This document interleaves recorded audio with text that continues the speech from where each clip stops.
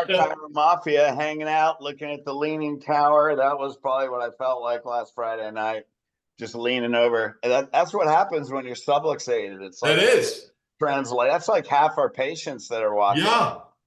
There's some, maybe they need a little lateral flexion to the other side. Exactly. Anyway, I'm with my Italian brother, Joe Borio, and this is a very atypical situation. I don't know what the hell's going on today, dude. I have no idea we what's usually happening. do blood tests, 23andMe, Italians only, but Dan Sullivan has certainly earned the right because of principle, leadership, and just a freaking great dude. So yes. Welcome, Dan. Thanks for being on. Listen, before Dan goes, because I know he's going to go because he's fired up. That man brings the fucking heat.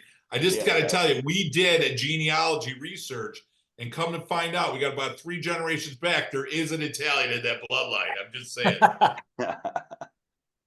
Oh, man, it's such a good time. Good to be here with you boys. Yeah, my mom's maiden name is Mannion, and my dad obviously Sullivan. So it's a German Irish. You must have been deep to get to some Italian. Yeah, we hired some guys. We're doing some genealogy. Yeah. They probably came over for some lunch or something, generated. They're like, shit, we need some good eggplant, man. We can't get that in Germany. Like sauerkraut, come on. Exactly. Yeah, it's like Sebastian Maniscalco when he was talking about the Jews. He goes, hey, listen, I got all about the Passover, but we're hiring the Italians to cater the Passover. Yeah, that is good. He's like, my hand, it starts doing this when I don't have bread in it. It's so good. Oh, it's so funny. Look at that, you're watching a little Sebastian Maniscalco. I'm proud of you, man. Oh, yes. Yeah, I go way. He really gets me. He's got a lot. It's good. How about the one where he's on the plane and he's like, 50 pounds overweight, and it's like you just kind of lean it up there, like, and it's like, so my socks I had to pull out, but you had a plan for this guy who's 500 pounds. He's 400 pounds. He's 400 pounds. You're good with that? That's funny. Oh, that's great. Speaking of, and not to go here right away, but to go here right away. Go.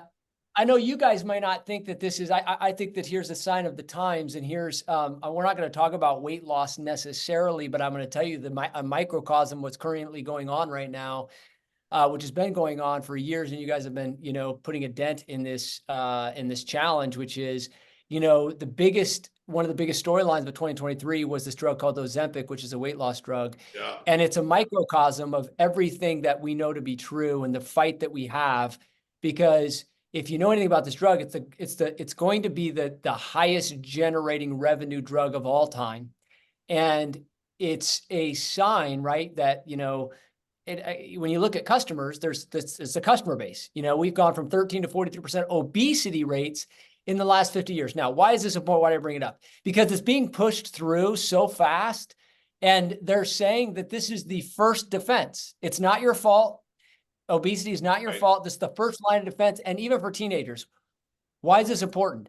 Because we as principal chiropractors have been fighting this fight for a long time. And I am not naive to think, and you guys may see it differently. It is a battle. Like, it is a battle royale out there for the minds of these people who have bought into the lie that they're weak and defective and bound to break down. Now, I've got 2 brothers and medical doctors. They didn't first day learn at medical school that the body is inherently weak and bound to break down. But by the 3 or 4 years that they spend there, they get filled with the mindset that would lead them to believe no other thing than the body is weak and defective and bound to break down. And Dr. Joe, you put up a slide, this was years ago.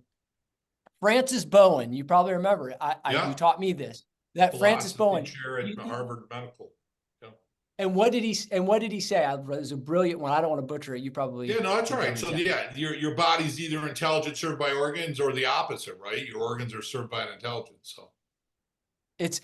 So it's like people, when I talk about this, I was just on this other podcast last week with this other gal that runs this big business. And I'm like, I just remember being in trimester 2 in cadaver lab. And I went back, we just studied the digestive system.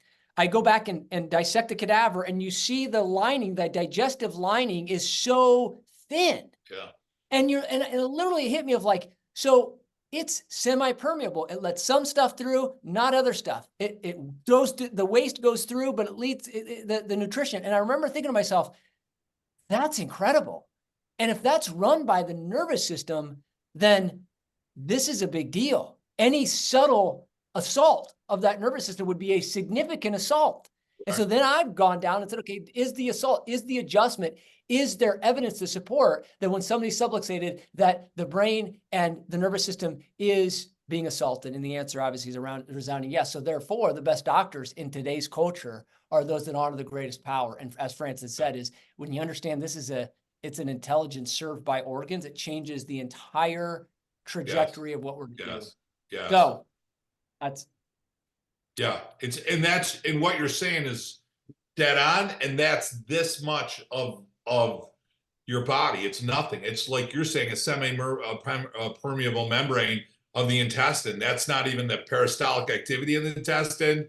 That's not your esophagus. That's not your stomach. That's while that's going on, you got your immune system going on. You got your brain going on, your sight, your sense of taste, your touch, your movement. I mean, it is mind-boggling. It is literally mind-boggling what's happening, the processing of the nervous system. And everyone's subluxated, so everyone is neurologically compromised to a certain degree. There is some diminishment of the cognitive function, brain function, body function, physiology as a result of subluxation. And you know, I don't know that we understand that. Because when you do, you realize what you do is profound. It's not everything, but it is that much more important. It is that profound. Well, and one of the things, and I think Joe's the king of this, right, is the simpler you make it, like Albert Einstein, if you can't communicate it simply, then you don't understand it. And that's kind of what Chiro Mafia is, right? Like Joe's the king of simple one-liners, man. You got a chicken bone in your neck, are you going to take a Tylenol? Like that was the classic. That was at our Chicago semi. And you're like, I don't know, you might have been there. Dan, right, you got a Heimlich, baby. You got to need a Heimlich. We say I just said that somebody like recently with their teeth. You know, what are you going to take a Advil? Yeah, the simplest principle is energy is healing. Yeah, energy comes through your nervous system. Like it's real simple. Energy is healing, right? Chemistry is not healing. Energy is healing. Right.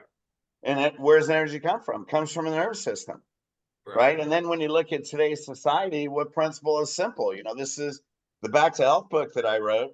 Flexion is death, extension is life. Right. You know, and that's it, man. Flexion distorted societies. You know, they're getting sicker than ever, right? Like Lord, and this is what we talk about in other ones.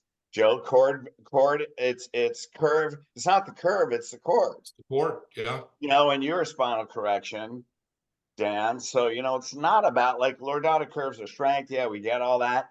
But that's how the cord works like a fire hose. You know what I mean? Right. Like you need the curves to work like a fire hose. So flexion is death isn't about losing the curve. It's about the spinal cord is not working right. If energy is healing, you're going to get sick. Right. 1000%. And that's why I used to tell my patients, it's physiologically impossible for you to be healthy when you have stress on the nervous system. You can't, it ain't happening. You are in the state of disease. It just depends on what level are you in the state of disease. Correct. Right. I mean, the bottom line is you could have a beautiful curve, lordosis, and be dead, right? I mean, so if there's no energy, like you're saying, energy's healing. If there's no energy, there's no life. There's no vital force. There's nothing. It's crazy. So let me ask you guys this, because I'm you know, I'm going to. Oh, Dan, we're the one interviewing you. No, I know. You the fucking question. Let's get this straight. I know. Irish guy just pops in here and tries to take. Really? Here's the thing. That's Scottish. That's Scottish. I'm sorry, I forgot.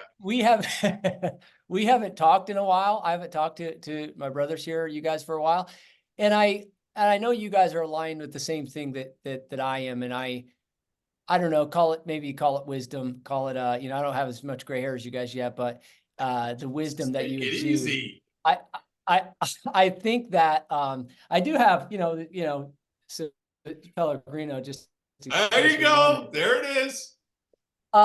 So you know, Fred, as you're talking, you're saying that, Joe, I know you're saying, it's like, there are people out there, and I'm assuming they're listening, where they don't have the confidence to say it the way maybe you or I and any of us on the line say. So I want to go deeper and say, okay, what I've been even studying as of late is this idea that, you know, Fred, you mentioned it so confidently, right? There's this thing called mirror neurons, is that you can say whatever you want to say, but they actually feel what you believe.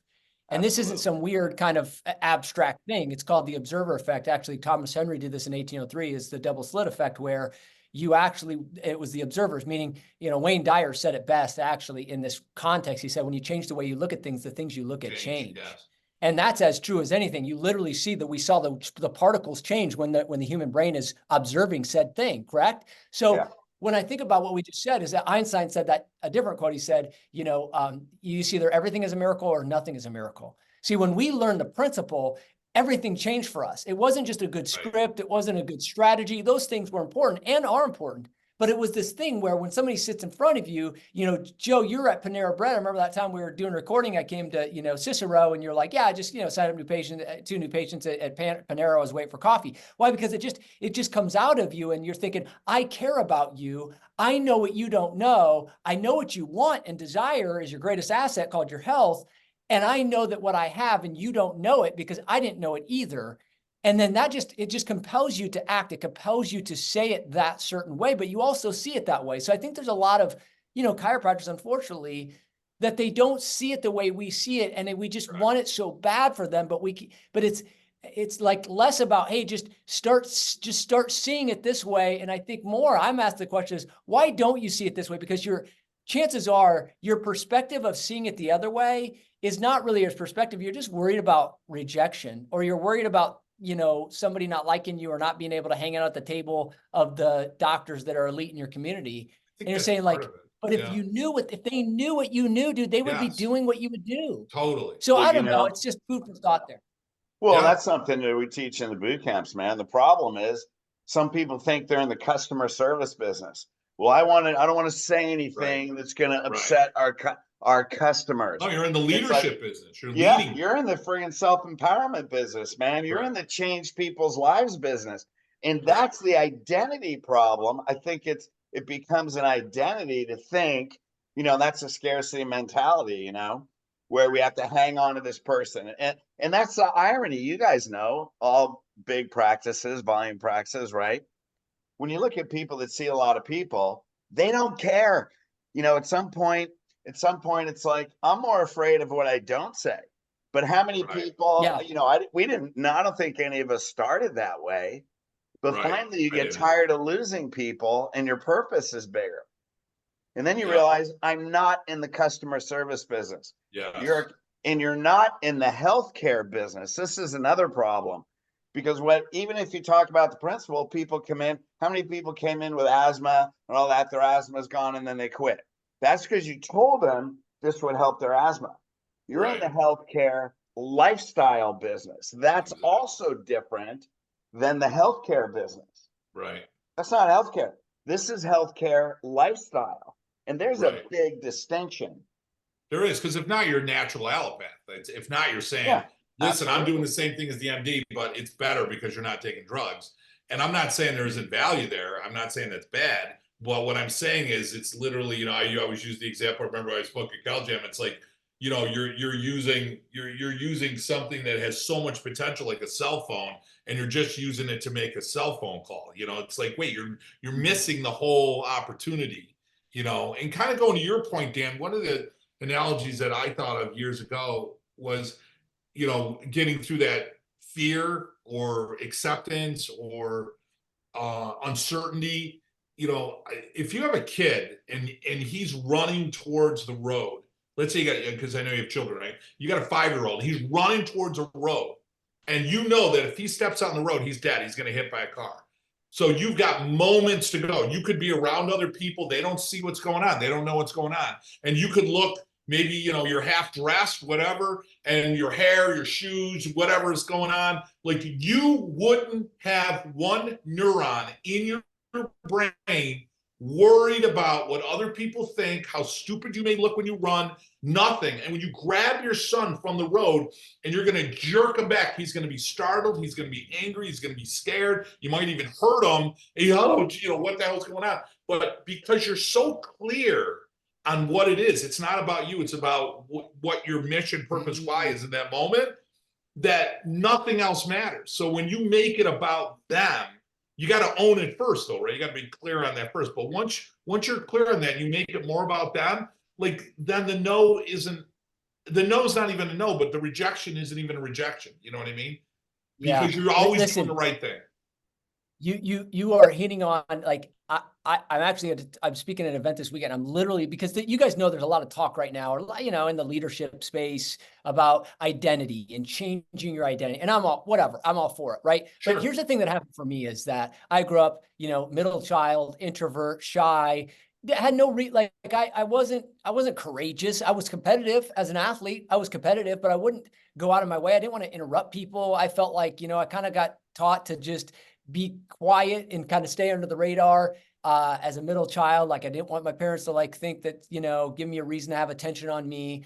And so scared of, you know, speaking in front of people. I took an extra speech or English class in college so that I didn't have to take a speech class. And, but what I realized is, you know, deep down, I didn't have courage because I didn't have a reason to be courageous. And so I didn't have clarity. To your point, I've said this, Joe, I literally have a picture in one of my slides of exactly a kid in the middle of the street with somebody calling, because I want to tell you how to change your identity real fast. And that is, you see these kids, you know, there's that movie, I think it was Sixth Sense, where it's like, all I see is dead people. Yeah. All I see is dead people. And I don't mean to make it grotesque. I'm saying it's a reality. It's the same people. Oh, you're one of the doctors. Oh, you use scare tactics. Oh, you do scare care, fear care. I don't do that. Like, what is that? Please explain to me what that would be. Oh, that's when you tell somebody something that's not true. Oh, yeah, I would recommend that too. Or that's when you try to scare somebody into care. What do you mean scare somebody into care? I've not followed that ever. And people still say that to this day. And that's why I went down the evidence-based science path. I'm like, oh, then you just aren't aware of the devastating effects, evidence-based wise, from a scientific. And how come we can clear that up? But don't tell me, like, when my dad had a heart attack at 62 and he stopped smoking right away, like, I wish somebody would have scared him into stop smoking 20 years earlier, or 40 when he was 14 and started. So it's not a scare tactic. It's an awareness. Yeah, And it's informed care. It's informed care. It's not scare care. It's informed care. Well, that awareness could be scary for that person. Right. But that's the whole point. Yes. You know, it's truthful. You know, and the other side of that is, you know, loss aversion, right? We are 2.3 times more likely to do something to avoid loss and seek a gain. So if you're not using that to your advantage in the conversion sense, but it's to do it with clarity. And so this is the other thing in psychology. And say that one. What you said is awesome, but I know, because we get going and you say it fast. Say that slow. Say what you just said again. So the human brain is wired to be motivated by avoiding a pain rather than seeking a gain more effectively. So it's called loss aversion bias. There's a bias in the brain that the brain is 2.3 times more likely to do something, to take action on something, to pay for something, to tell something about to others and refer somebody, to avoid a pain than to seek a gain. And so we have to speak to that. One of the ways to do that, you guys do so brilliantly, is ask questions, right? When you get somebody to, it's not, again, so brilliant, Joe. It's like, it's not Dr. Dan says, it's I have. When they get to that experience, I have, not Dr. Dan says I have, now they start to own this thing. Now, the other thing I was saying is selective attention. It's this term in psychology that essentially means, you know, there's thousands of things happening in the world all day, in your world, like that, but you selectively pay attention to only a few things. You have to survive.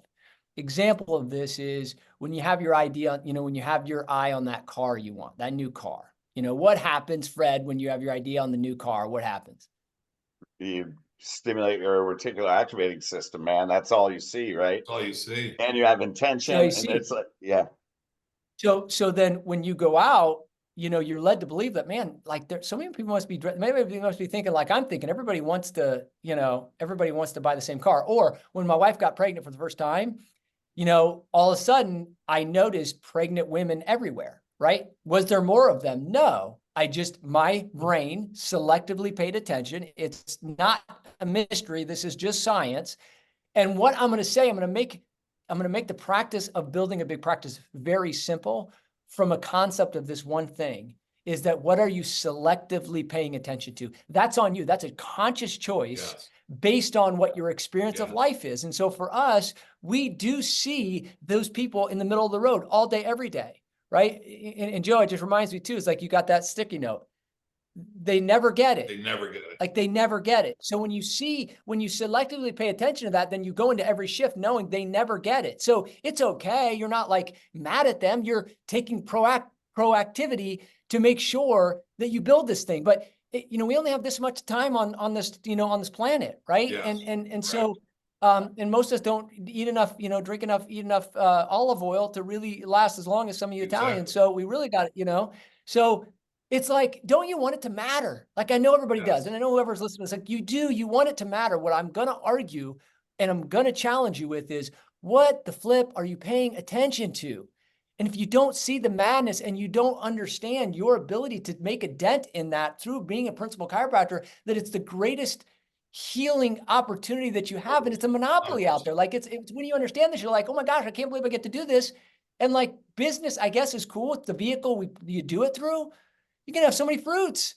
So I know you guys. I want to comment on two things. One, you get three people that are fired up about the principle, man. It's like we can go on and on forever. It's like, hey, I had like four things. Dan and I have gone on forever, so you know. At my house. And then I want to talk about reticular activating system and what you talked about, mirror neurons. And so one of the things that we teach is the doctor's belief system is really what builds your practice, obviously, right? So I tell guys, like, when you believe if chiropractic principle is a universal law, because it is a universal law of unity, universal law of energy, cause and effect, all these things, right? And so if energy is life, and that's a universal law, then that means every time you're communicating the principle, do you believe that person feels that truth in their body? Now, they may question it with their frontal lobe. So if you believe that, and every spiritual being seeks to align with the universal laws of God, then they must understand it. So if they hear it, they can't reject it. Now, if you believe that, now they could think in their mind, they may have some type of objection, but when it's so strong, like I just told you the principle, what the fuck is the problem? I mean, you're not going to say that, but then you're going to say bolder things. So when someone says, doc, I want to take a break. Oh, well, I'm just curious. You're going to take a break from breathing? Are you going to take a break from your heart beating? Are you going to, what do you take? I don't understand. Like I told you the principle, I don't get what you're saying. And that way you're going to make more bold statements, that's Joe with his one-liners. Let me ask you a question. That's you gonna call your dentist? Yeah, you tell him the same thing for a second. You take a break from the dentist. Hey, let me switch it around on you. Let me ask you this. Let's say your dentist called you and said, hey, Joe, listen, I was looking at your chart. I gotta be honest with you. I've been taking care of you about 10 years. You haven't had a cavity in 10 years. Last checkup, your teeth are great. They look awesome. They're fantastic. Your gum health is really great. I'll tell you what, at this point, I'm just going to cancel future care. I'm going to release you of care. You don't need to brush or floss. Don't go to the dentist anymore. And if and when you have any issues, give us a call. Like, would you say that would be a good recommendation from your dentist if he gave you that call? And they're going to say, well, no. And I'm going to go, well, then why are you giving yourself the same advice when it comes to your spine and nervous system? Like, why are we having this conversation? It's just so anyway, because they never get it. When you believe that, when you believe that any objection is totally ridiculous, you're going to handle it. But then, like what you talk about, mirror neurons, they're seeing and feeling your belief system. Yes. So if you're in customer service, you're wavering as opposed to being solid and grounded. Correct.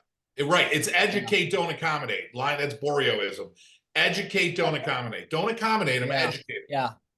Yeah, I like that. I need to be around you guys more often. Yeah, I just love, Joe, when you say that.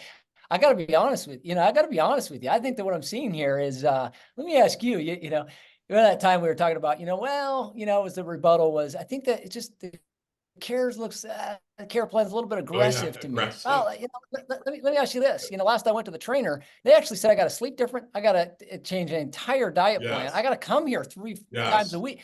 And everything's perspective, right? The brain is wired to that which is new and novel. Yes. And there's triggers in the brain, as you guys know also well, where it's like, it's not trying to just figure out a quick line that's going to get them. It's trying to say, how can I maneuver this to ask you the right question for you to get this logic? Now, Fred, what do you think you say? And you said this before, and that's brilliant. I love that. It reminds me right now. It's like, yeah, it's a truth. That means that deep down inside, it's just like, it's in their DNA. Like they can't ignore this if they're ready for it. Now, here's the one thing I've also been studying is you guys know, I'm a strong Bible believing Christian. Here's what I know, that Romans 10:9, like when we study the Bible, see, God didn't say to go do something first. He didn't say, go dip your toes in the Sea of Galilee, and then you can enter my kingdom. He didn't say, split your hand and share blood with another believer. He didn't say eat bread on Sundays or only, olive oil on Wednesdays. He said, Romans 10:9, if you believe in your heart and confess with your tongue that Jesus is King, you get eternal life. And 1 John 5. So again, studying the belief principle, I think, Fred, you like this, thinking like, that's a principle of God saying he said that it wasn't something you're going to do that's going to get you eternity. And if it can get me eternity, if belief gets me eternity, then by golly, it probably gets me some things here on earth, including having influence over other humans. I got to believe it first. I have to believe it at the depth of my spirit. And if I don't, see, the difference I would argue that we've done is we were just very curious. Well, that doesn't make sense to me. Okay, explain it. Then we went down the rabbit hole so deep that you end up here. Now, Joe, you do so good. It's like most people just don't go down the rabbit hole deep enough. And then they just, again, like they just wave in the wind and they don't know where to hold the line because they haven't held the line for themselves. I remember Chestnut saying this one time. He's like, I know all the answers to the questions because I've already asked myself 1,000 of them all the ways. You can't ask me something about I'd ask myself. And so anyway, you guys are brilliant in that. And that belief concept isn't something that's unique to Chiros, right? It's just, it's a universal principle. Well, and if you believe it, then you live it, man. Like I know a funny story. I was a diver when I was young. So after a shitload of tequila in my 30s, I figured I would do a 1.5 pike off the back of a houseboat, but I didn't know I was diving into like 4 feet of water. So I have a compression at C5. So I have to lay in a dental roll, man. But you know what? I lay in my dental roll every freaking night and sometimes in the morning. So when you live it, because I know what that curve means. I know what my spinal cord means. I know we have a purpose and we got to take care of this body. This is the physical vehicle that our spirit came into to make a difference. And I actually think, like you guys, we're crazy enough to think we can actually see a change in healthcare in our lifetime. I think we can see that. We see that as a vision because the world is starving for it, right? But if you don't live it, then when you embody that, not just believe it, you embody it and you live it, your presence teaches chiropractic. That's what I always say is teach chiropractic, and sometimes we use words. Your presence is what they can feel that. That's what you're talking about, mirror neurons, right? And then there's no hesitation. There's no wavering. You have direct eye contact, your body language, it's just all matches. Yes. There's no healthy crooked. I mean, it's just that simple. Like, there you go. Bob, are you better straight or crooked? Well, are you straight or crooked? I'm crooked. Well, how are you healthy? More crooked, more sick. The more crooked you are, the more sick you are. Bottom line. Right? You don't have a health problem. You don't have a spine problem. You got a health problem. Why? Because what's inside your spine? It's never like it never ends. You're crooked. It's busted up. It decays. What's the end of sickness? I was like, well, you're going to get sick. Well, what's the end of sick? I mean, there's something comes after sick, which is death, right? Yeah. I mean, so it doesn't, it may start, I don't feel it, but I'm sick. Then it starts with, I feel it and I feel sick. Then where's it go? It goes, I don't feel it because I'm dead. You know what I'm saying? So, it's a progression. Where do you want to be? I always, we get into that conversation because you were talking about pain and avoiding pain. So again, Fred's so great at understanding it like you are, Dan. I never thought of it that way. I do it. And then Fred says, oh, this is why it's effective, because he breaks it down like you. But I have this conversation with people, especially men, and I'll say to them, let me ask you something, Bob. You know those guys in a wheelchair if they're 70, 80 years old? He says, yeah. I go, do you think when they were your age, they were like, oh my God, I can't wait till I'm 75. I'm going to be in a wheelchair. I'm going to wear a diaper. I won't have sexual function anymore. My life's going to suck. I can't wait. Do you think that's what he was thinking? And they always say no. I go, so why did he end up there? You know, he wasn't what? So you're where he was years before. What do you want to do? Do you want to make that decision? You know, is this your healthcare plan? I hope I don't get sick. Or is your plan, I want to take action to prevent, and not only that, have a better quality? Like, what's the plan here? You know, and for men, it tends to get them thinking a little bit. But you know, I go there. Hey, doc, I can't come in because I got a mortgage payment. I appreciate that. You just bought a new house? Yeah. Did it come with a handicap ramp? You know, I mean, that's right where I go. I just nail it to where they're like, you know, because if not, you're not going to get there. You're trying to be nice, and they just, you got to disrupt them, or they're not going to change how they think. Hey, I want to talk about something, Dan. I'm sure you're just sitting there like itching to say something. You know, and when you look at the world we live in, you know, people are afraid to make bold statements because they don't have the conviction. You know, like, those are great questions. And you know this from how we wire neuroemotionally. The most primitive instinct is survival. So if you don't when you make bold statements and confront and with questions, and it can be in a very loving way, like you look at Joe, he does it in a very loving way. But if you don't wire in certainty, where they are so certain and trustworthy that it's like wiring into their primitive brain. And why does someone say, hey, we're buying a house, so we can't do this? Because you're not wired in. A person that's buying a house, what are they doing? They want certainty of finances. And you're up here somewhere. You didn't wire in that certainty where no matter what, they see chiropractic as a healthcare lifestyle, and they're dependent on that relationship. They're dependent on that type of healthcare because that's their life. So if the economy changes, gas prices go up, and you haven't wired in that total confidence and certainty on a survival level, like if they don't see it, this is how I live and stay healthy and the healthcare level of my family. The minute the world changes, you're out, because you didn't wire it in at that lowest instinctual level. That's brilliant, because it's survival level. If you're not relating to what we're doing as a survival, you know, I would say it's a necessity and a requirement, but I love that word. It's a survival. Because like you were saying, Dan, pleasure, right? Tony Robbins, pain or pleasure. So to avoid pain, they're much more likely to do that and take action to avoid the pain, right? Yeah, that initiates. So if you hit the survival mode and understanding why this is so critical for them to survive, not just, you know, paint the picture, you're going to live a better life as well. That really relates, like you said, Fred, to the primitive, primal way of their thinking. That's huge. Otherwise, the world changes, man. And if you're above that, they eliminate you from what they're doing. Right. So that's why you have to make bold statements with certainty. Yeah. So, Joe, I want to ask you a question. I know I'm asking a question, but it rolls off your tongue so unique.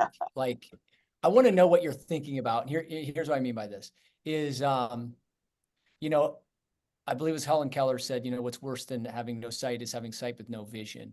And I think, Fred, what you just said is like, you know, when you're health enough, you know, you ask yourself again, these deeper questions, like, you know, I don't know if you guys, I'm weird like this. I think about this, like, even if somebody started care and they were under care for 3 weeks, you know, or 4 weeks or 6 months for that matter, and they had a car accident and passed away, like, I, in my spirit, have asked, like, not only would that have been the best decision for them because they got to live out the last 3 weeks or 3 months or 6 months, you know, less subluxation with more life. Like I've just gone down that path to know I am so confident and convicted of what they don't see. They also aren't in this all day, every day. They're not thinking about health. They're not thinking about, you know, the wheelchair. They're not thinking about the handicap thing because we see that. We know it's like the financial guys who you know, want you to buy disability insurance. It's like, and it's fine. Like, they have a vested interest. Like, how much disability? So you're sitting me here right now with the wheelchair, and 6 years from now, because you got, you know, in a major accident, how much disability insurance would you wish you would have had then? right? Exactly. Like, and I love it. I love the question. See, they know what they see, things that I don't see and I don't think could happen. But I believe that us, as leaders, as visionaries, as providers, as healers, as healthcare, we have to get them to see that. My question, I guess, to you back in the long form way, Joe, is like, are you thinking about when you have that kind of witty response, like are you thinking about which way, what am I going to have to at least I'm going to win this conversation and I'm going to get them to understand that this is a better choice, even if they don't make it? Or are you just thinking, hey, what way do I need to get them to understand they're making a bad choice? I think the latter. I think it's what they're willing to do and what can I do. BJ said, when you feel like you want to yell and scream, come up with a better argument, so, and I don't even want to have the word argument, but they don't, I guess I start with the premise that if you're not, like, what did Sid say? We said it earlier. If they knew what you knew, they would do what you do. So they don't know, or they would do it. So my whole interaction is, how do I get them to know? Because I know that if they know, 99% of them are going to do it. And I look at it like, if your mother, take somebody you love, and I use this analogy all the time for myself. My mother, love her to death. If somebody put a bag over her head and she couldn't breathe, like, what would you be willing to do to get her to breathe? Right? You got to tear open the bag so oh my gosh, she's gonna breathe. So the same idea. I look at, like, the subluxation isn't air, it's the life energy nervous system. So it's literally like when you adjust them, you're breathing in life energy into their body, and they don't even know that they're choking. They don't even know they can't breathe. So I've got two challenges. They don't know, right? And I got them to get to take action on what they don't know. So the only way I'm going to do it is to try to get them to know. And I found that the more ridiculous the contrasting statement is, and so it's got to be contrasting and consequential, right? The statements. So it has to be contrasting, black and white, so obvious that it's humorous, so obscenely ridiculous that you couldn't even question, no gray. And it has to be consequential. Like, if I don't do that, this is what's going to happen. And I found that if I approach it that way, my success is much higher. It's funny, and this, Dan, like, this is an NLP thing. Tony Robbins does it because humor is a great pattern interruption. So the purpose of pattern interruption is, if you want to change a behavior, you have to change the emotion that's driving the behavior, and emotions drive belief systems. So when you use humor, and the more ridiculous, the more contrasting, what you're really doing is you're pattern interrupting the emotion, and then they have a new emotion. So when you change it from fear into humor, and then they realize how ridiculous it is, what you're actually doing is neuro-emotionally rewiring their belief system. Yeah. Yeah, that's good. Yeah. So that's everything. Sure. That's like Fred explaining what Joe just said. And the reality is, to answer your question for Joe, what are you thinking? He's not thinking. He already has the intention in his heart. Right. And that you don't think. I don't think when we handle objections, because what are you doing? And this is what people do. Your innate tells you what you need to say. And when you filter it through your mind and then you judge and you change it, that becomes the problem. Because sometimes we think, what am I innate? Well, I got to confront them. I'm like, well, I don't want to say that. I don't want to be unhappy. You start filtering all these thoughts, and that's when they're gone. Right. Your heart told you what to say. Listen to your divine guidance. You're one spirit to another spirit. You're one innate being to another innate being. And your innate is telling you how to change their mind.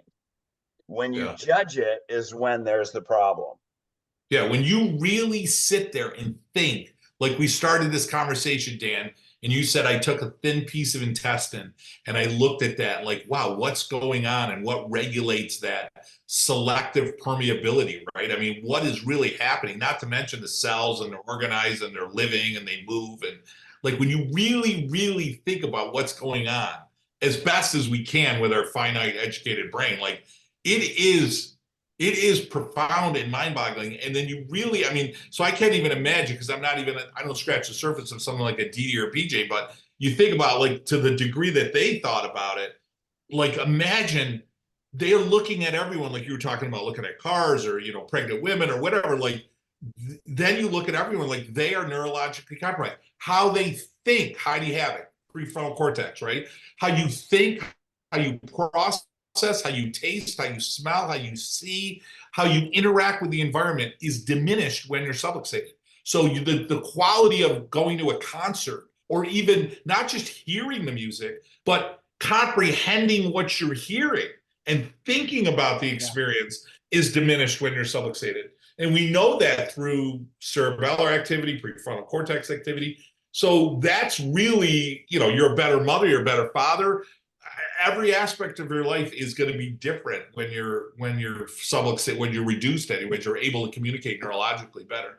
So that's the way I just look at that. Like and then when you get it, then and I know we all live this way, you're looking at everyone else like, don't you get it? Like, don't you fucking get it?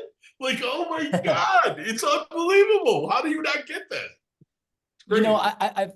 I've also had much of a more, I say my younger years, but I would say, I still have kind of a little bit of an axe to grind, but you kind of, I don't know, for me lately, even it's like recognizing, Fred, what you said, maybe it's taken me, a while to show up to the party, but like recognizing that these innate principles are so true and so right. Like, how crazy is it that, that we get to lay hands on people? Like, it's one thing to this, like, but like the truth of laying hands on people, like God did that through Jesus. If he had done it any other way, but there was some part of that, like, it's almost like this weird thing. Like, I don't need to even prove that necessarily. I just need to say, how brilliant is that? How amazing. How grateful am I that, like, and I would just challenge any chiropractor out there, say, what if at the end of your life, or maybe whenever you get maybe an experience of this, that you get challenged with this idea that, man, I gave you such an opportunity. God says, like, I had it right there for you. Like, you were just laying your hands on people, and you looked at going to work every day like this was some sort of like crazy thing that you had to do, and you had to show up, versus what you get to do. Like, you got to do this. You get to lay your hands on people, adjust them, and they heal from crazy stuff. And you tell them, and you give them a hug, and you say, the power's on, and like, you're going, and you be a productive person to humanity. It's like, wow. Again, back to, if you don't see that, let us help you see that. It's amazing that we get to do this, And you don't even know how, you don't even have to know how they heal. All you got to do is move the bone, right? Correct. I don't know how they heal. Exactly. Yeah, I can't answer that question. Yeah, I can't begin to answer that. I say that to docs too, because I mean, we all coach and mentor and lead and whatever you want to call what we do. You certainly try to lift up people, and they need that direction and help a lot of times. They get there faster with our experience that we've been through it, directly or indirectly. But I think of that two different ways. Lazarus is dead. Jesus walks in, puts his hands on him. He comes alive, and you still have other people going, yeah, I ain't buying it. You know what I mean? So like, we got to be realistic that, just because it makes sense and you do things to other people and they see that, it doesn't mean they're all going to get it. And, in Christ's last words, which I think about that all the time, where, forgive them, Father, for they know not what they do. Right. So that's the other part of it. How do I stay not angry at you? Because you don't know what you don't know. You don't know what you do. You don't realize the consequences of your actions, of taking lousy care of your body, or microplastics, or, eating horrible, or whatever. We're taught this victim mentality, like you were talking about with drug and losing weight, but they almost don't know enough to know they're even acting like they're victims, and because they're being educated from that perspective. So I always started that way, very compassionate, very patient, methodical, constantly using analogies that never stop, that every time they're on the table, every single time, you're either getting them to get it better or you're diluting it. Like, every time I touch you, I either got an opportunity, because when you leave that door, it's fucking the allopathic crazy land out there. So you want to talk about dilution, it's really diluted once you leave my practice. So when you're on the table, at least I got to give you one little nugget every single time for you to go, yeah, I still want to stay engaged. Because you earn the right to be their doctor every adjustment. This time, I earn it to be their doctor next time. If I don't earn it this time, they ain't coming back. Yeah, that's good. Man, that's so good. Great value, core value there. Yeah, side note here, my daughter is doing she's doing they have to do, we homeschool and they do this presentation for their co-op in front of the whole group here in about a month. And so she's been working on it since the beginning of semester, and she decided to do it on Mabel Palmer. And so we got a couple books and she's doing this thing, and she's even teaching me. I mean, like, again, I think about the profession, Mabel Palmer kept the profession alive when BJ and Dee Dee were in jail. Yes. Practiced like some of these things, whether I learned about it and I forgot, or I just didn't know, it's just, we're literally writing in a profession that was so close to being non-existent. 20 times and major. For all reasons. And I dealt with some of these, and I just remember back, I don't know who it was. It was some sort of researcher or, evidence-based guy. And I used to kind of get pissed off about it. Now I'm like, I remember we talked about him. I feel bad that you lay your head down every night thinking about that. Like, that's why I'm like, wow, I think about taking over the world and changing it for all the right reasons. But one of the things was like, well, something, I don't know, I can't remember what it was. And I'm like, I'm so glad that BJ didn't, it was, well, we're for, uncomplicated back pain, musculoskeletal. It's like, man, I'm so glad that BJ didn't see it that way. And aren't you? And like, they don't even know what they don't know. Like, forgive them for they not know. Like, you don't know that you're a chiropractor right now, even if you just, crack backs for back pain. You're a chiropractor because somebody stood up for you, instead of you stood up for this profession to make it be what it is today. And he didn't sell out to back pain and neck pain. And it wasn't even what it's about. Hey, we're driving. And I know you don't have insight on that. Paved. They paid the rent. Yeah. They did the heavy lifting. Yeah, they paved the road that we're driving on. Absolutely. It's like, pay your toll, give back. You know Yeah. what I mean? Be a leader, take responsibility, don't question the principle, and freaking don't water it And down. yeah, go ahead. We only got a minute. Well, the last thing I'll say, and I know we got to jump here, but the last thing I'll say is this: is I think that as a chiropractor, one of the things that I always challenge this with every chiropractor I coach, mentor, or get the experience to influence, and that is, let's just we're all pretty thinking humans, I would argue, and but let's just put yourself. Let's just say you're not the chiropractor. You're the banker in town, and you as the banker ended up showing up in your office right now. Is your office strong enough? Are you do you have roots deep enough? Do you have procedures and processes that are effective enough to take you as the current human you are today that knows what you know and went through some series of understanding?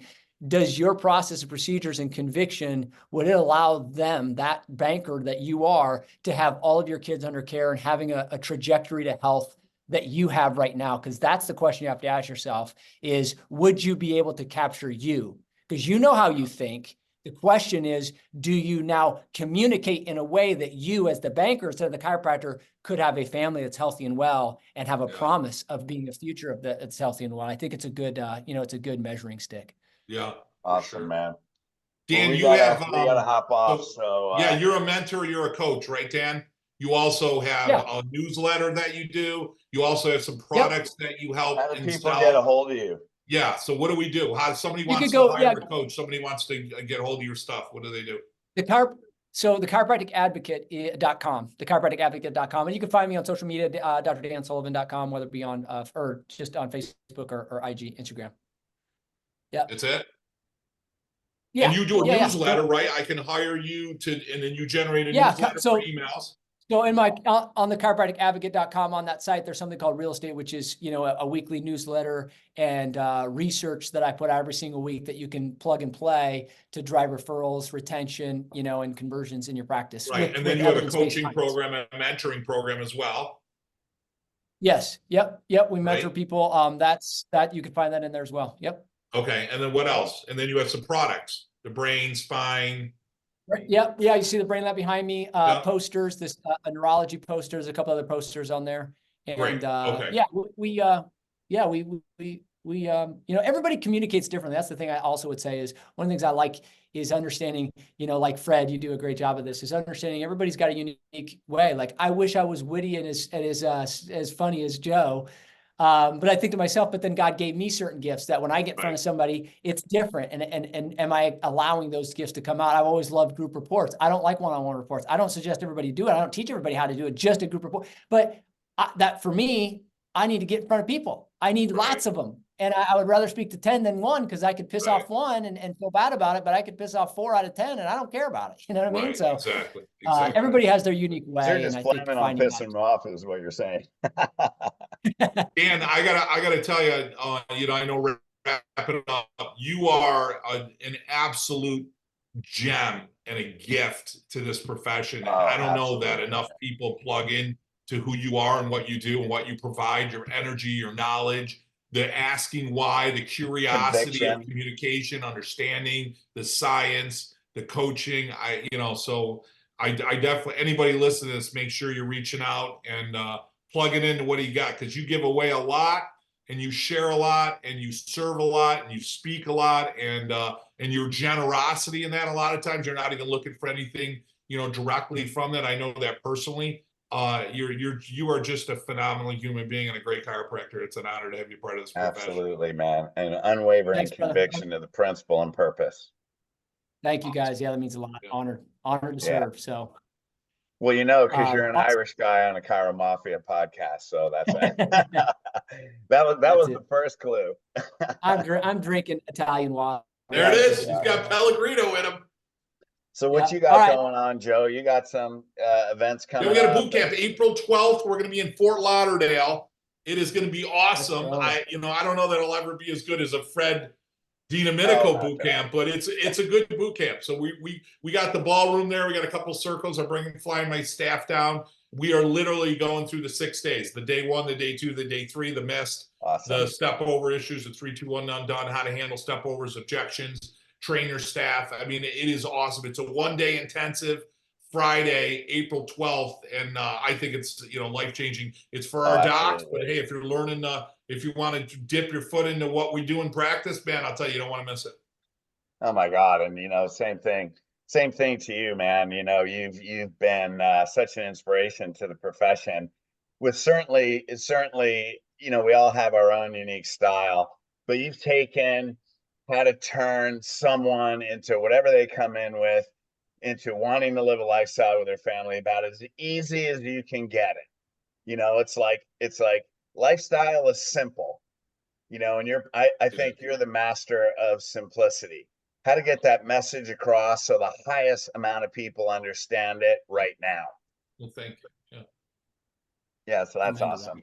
Hey, we always have the boot camps. We're also coming out with I put our whole coaching system actually online and videos, and we're going to be launching that. It's called Secrets to the 7-Figure Lifestyle Practice. And some people wonder about 7 figures. Hey, look, if you're getting 90% of the people in the lifestyle, and like you, Dan, you study human behavior, there's a way that people, their brains work. Like, what percentage of your patients are humans? So if you don't understand, it's not logic, it's psychology. Like that's why, like Joe isn't really educating. Like he'll call it patient education, but he's really dealing with psychology. He's working areas of the brain, whether he doesn't have to know it to know what works, but that's actually what he's doing. He's changing belief systems. So and that's all about, are you building a practice or are you creating a legacy? And that's it. Like, do you look at a new patient and say, will a child born in their family 30 years from today live chiropractic, even if I'm not in practice or I'm not around? Yeah. Now, when you ask that question, then how's your day 1? How's your day 2? What's your daily visit like? So when you want to build a legacy, building a practice is easy. And you guys know, because Dan, you haven't practiced in a while. Joe, you're kind of getting out of practice, but you look and you see someone, man, and you see, I didn't practice. I haven't practiced for over 20 years, but I moved back to the area where I started practicing. And then you run into Dr. Fred. You haven't seen him in 30 years and they remember your name. Yeah. It's like, what kind of impact are you making? Yeah. It's not about the significance of the name. You're someone they can't forget. Yes. In 2 or 3 generations later, they're under chiropractic care and you've never met them. Yeah, it is. It's pretty awesome. Anyway, that's what it's about. I guess we just lost Dan. Hey, thanks for Fred, you're awesome. Love and appreciate you. Dan Sullivan, we love you, man. Irish or not, man. You're part of the family. You're part of the familia. Yeah. We love and appreciate what you do, man. Keep bringing the heat. All right. Hey, love you, bro. Yes, talk to you, Fred.